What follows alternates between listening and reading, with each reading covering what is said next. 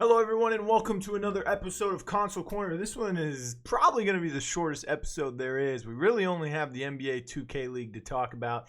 They did complete Week 7, Day 2 last night, and it was another great night to gauge how well some teams have been improving and how some teams have started to really decline. The Pacers decided not to play their usual lineup and end up taking another loss, while the Hornets changed their lineup in a way that we didn't expect, but they come away as the victors. The Pistons, they looked okay-ish. The 76ers finally get a win. The Grizz start to improve, even though they just took a loss the night before. And the T-Wolves are bouncing back against an unlikely team. But let's go ahead and take a look at the scores from last night's games. First thing we want to notice is the Lakers did lose to the T-Wolves. And most importantly, the 76ers got a win. That's right. The 76ers beat the Pistons 2-1. Grizz over the Knicks 2-1. And then the last two matches of the night pretty much closed it out cleanly. Hornets beat Pacers 2-0. T-Wolves beat the Lakers 2-0. But let's break down each of those real quick. Let's take a look at our players of the night. And first up, we have Vandy, the point guard from the Grizz. Now, Goofy, the center for the Grizz, going up against the former team he played for in the Knicks. First time he's had to play against the Knicks as a Grizzly. Or as a Grizz gaming member. Remember, he was part of that. He was a key member to their successful season 1 when the Knicks won the championship. But Goofy was 2 points shy in game 3, where he only had 8 points at the end of the game. If he would have gotten 10, he would have had a double-double each game last night. Unfortunately, only 2 points shy. So he did pick up 2 double-doubles in both games 1 and game 2. The Knicks really struggling on the boards as well. Knicks had 18 rebounds in game 3 as an example. 14 of those were their centers can't guard Rob. So they were having a lot of difficulty grabbing the rebounds against Goofy, who was just swallowing them up, let alone the rest of his team. But Vandy, 40.3 points per game. He was going absolutely insane. 10 assists per game as well, and 5 steals per game, especially coming from someone who's not known for his defensive-minded play. Doesn't have, I think he only has like 1 defensive badge. He might be doing the same thing, or might be playing the same build that Kenny is playing at point guard. But 40.3 points per game, this is huge because not only is he distributing the ball like he has been all season, but when the team was struggling very early this season, part of the problem was that Vandy, was not scoring as much as other point guards in the league were. And if you don't know, last year and this year, point guards scoring is part of the success to every team. This year, not so much because you have to have a center who can score as well, but it was pretty important for Vandy to start scoring more points, and last night he showed it. 3 games, too, and you're averaging 40.3 points in 3 games. It's much easier to do that than it is in just 2 games. I mean, it's much harder to do that in 3 games than it is to average that amount in 2 games. So shout out to Vandy and Goofy, both playing super well right now for the Grizz. Almost said the Graz. But let's take a look at the second player of the night. This is in the Pistons 76ers matchup. And, of course, it's Radiant, the point guard. He's talked about whenever you bring up some of the best point guards in 2K League history, although it has been a short history right now. We're only midway through the 3rd season. But 2 of the point guards that are always in that discussion are Radiant and Fab from the Celtics, and both teams couldn't find their first victory. And now the 76ers finally hit the win column here from last night. They beat the Pistons. I don't know what the problem was, and I don't know if they probably haven't found the perfect balance and the perfect chemistry and the perfect solution to the problems they were having, but they were able to find some temporary solutions last night. So they found those victories. Also, Ramo and Demon for the Pistons were both going crazy. They were both on their game, scoring double digits every game. I think Demon had 2 30-point games or 30-plus point games. But with the other 3 of their teammates pretty much irrelevant, it wasn't really enough. Radiant, though, He did just enough and a little bit extra, 29.7 points per game. I know that's not as high as what we just saw from Vandy, but it's still good enough to get the W. 10 assists per game and 55 field goal percentage. Although that may seem low, that's pretty high in a game that focuses so much on interior defense with your power forward and your centers this year. And especially with that perimeter lock from the small forward trying to shut down people like Radiant who like to have the ball in their hands as well. So shout out to Radiant. Let's move it on, though, to the Pacers versus the Hornets. And Zay, player of the night for the Hornets matchup against the Pacers. Now, Bohio, who was taken 4th overall, and we've talked about him the other day, he was taken out of the lineup, and Nate Call moved to the shooting guard position. He was playing the lock at the 3. And then Swizzerk, who was the shooting guard, moved to the point guard, and they brought in Bobby Buckets, who was the 4th-round pick this year for the Pacers, the 61st overall pick in this year's draft, and he came in at the small forward.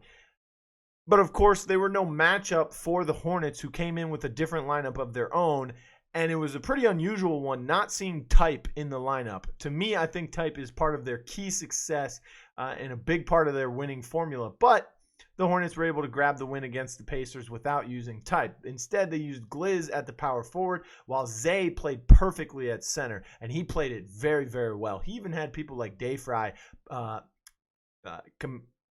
commemorating him on Twitter during the games, and that's big if someone like Dayfry is commenting saying that you're playing his position very, very well, especially in today's game. Snubby also did insane. He dropped 37 points in game 1. He had 30 in game 2 as well. This was a 2-0 sweep, so 67 points in 2 games for Snubby. They needed to see a lot more scoring from him at the point guard spot as well, especially when Type's not in the lineup. But Zay doing big, 12.5 points per game, 19 rebounds per game average. Think about that. Just 2 games, 19 rebounds averaged a game. That's insane. He also averaged 3 assists per game. That's pretty huge for centers too, because usually when centers are getting the ball, it's on defense for the rebounds or it's on offense and they're trying to put it back up themselves. So big play from Zay and Snubby as well. Don't snub the boy Snubby out of his success from last night. Moving on, though, we have T-Wolves versus Lakers. T-Wolves also changed up their lineup. They moved Bear the Beast from point guard, which we've always seen him play, into the small forward position. Jay Money moved to the point guard, and this didn't seem to matter, as Jay Money, player of the night, put up huge numbers versus the Lakers. He had 35 points per game, 6 assists per game, and a 66-point field goal percentage. Excuse me because of that number. That's a bad number to combine right there. But he played phenomenally. I mean, look at the numbers. He played like a demon out there, and I'm not talking Pistons. For the Lakers, though, Sav at point guard can still be the Sav that was at shooting guard on the scoring end. He can still put up tons and tons of points, no matter what position he plays, either the 1 or the 2. But he still doesn't seem to know how to successfully guard the primary ball handler. When he was a 2, it's not so much the problem because he has to guard the 2 most of the times. And if the point guard on his team isn't guarding the other point, then it's usually the lock coming in from the 3. Now that he's playing point guard, it's his responsibility to guard people like Jay Money and like Bear the Beast if he were to play point guard as well. And he's not able to do that as successfully. Thus, the Lakers go back to their losing traditions. So that's pretty much how the night went for him. He scored a lot, but he couldn't defend. And neither could the rest of the Lakers. But, as I said, it's a pretty short show. That's about all we have for today. Not much going on. There were some matches in the Rainbow Six League, but those were at like 3 a.m. for me, I think, because it was Asia in the APAC. So I kind of was not awake for that. So I'll be sure to go back, watch the VODs, and see it. We did see, though, in the other APAC, we saw Giants versus Fnatic. That was a huge matchup, too, and a very important one. There's a lot of teams in that division that are usually not grouped together in the same division, so to speak. So, like, they wouldn't face each other until playoffs usually, or they wouldn't face each other until the lands. But now that they're all in that same division, it's kind of a dogfight to see who would be the top team in there. So Giants, Fnatic, 2 of those top dog teams. Giants were leading by a lot, but then Fnatic started to catch up. They went down to overtime, and Giants took the win with some nice triple kills towards the end as well. A lot of hard breachers coming out. Can't wait to see if the new operators get put in there. I know we talked about one of them last week on the show.